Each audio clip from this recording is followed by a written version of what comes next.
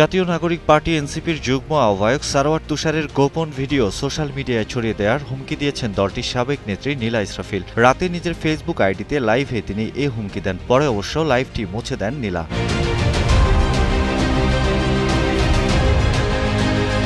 নীলা বলেন, আমি বারবার বলছি, যদি আমি আন্তরিক ক্ষমা বা অনুশোচনা প্রকাশ না পাই তাহলে আমি তুষারের নগ্ন ভিডিওটি জনসম্মুখে প্রকাশ করতে বাধ্য হব। আপনারা যদি মিথ্যা প্রচারণা থেকে বিরত না থাকেন তাহলে আমি বাধ্য হব। তুষার আমার সাথে নেপালে বসে যেসব ভিডিও আমাকে পাঠিয়েছে, যেসব নগ্ন জিনিস আমার কাছে আছে, সেগুলো আমি প্রকাশ করতে বাধ্য হব।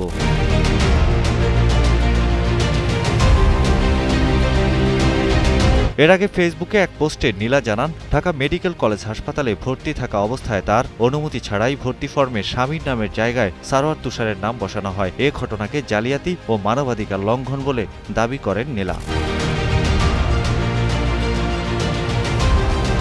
বান্ডেল থাকলে প্রতি সেনমানিতে টাকা বাঁচবে। বিকাশ সেনমানি বান্ডেল কিনে জিতুন প্রতি লেনদেনে। এসব নিয়ে সারোয়ার তুষার তার ফেসবুক পোস্টে লিখেছেন, নীলা ইসরাফিল মাথায় আঘাতপ্রাপ্ত হয়ে অফিসে এসেছিলেন।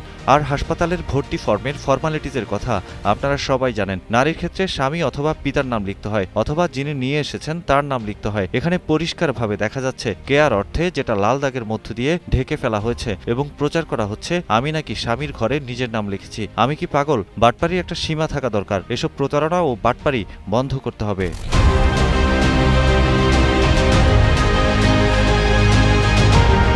এর আগে সারোয়ার তুষারের সঙ্গে নীলা ইসরাফিলের কথোপকথনের অডিও সামাজিক যোগাযোগ মাধ্যমে ভাইরাল হয়, যা নিয়ে সমালোচনা হয় নানা মহলে। তুষারের বিরুদ্ধে যৌন হয়রানির অভিযোগ করেন নীলা ইসরাফিল।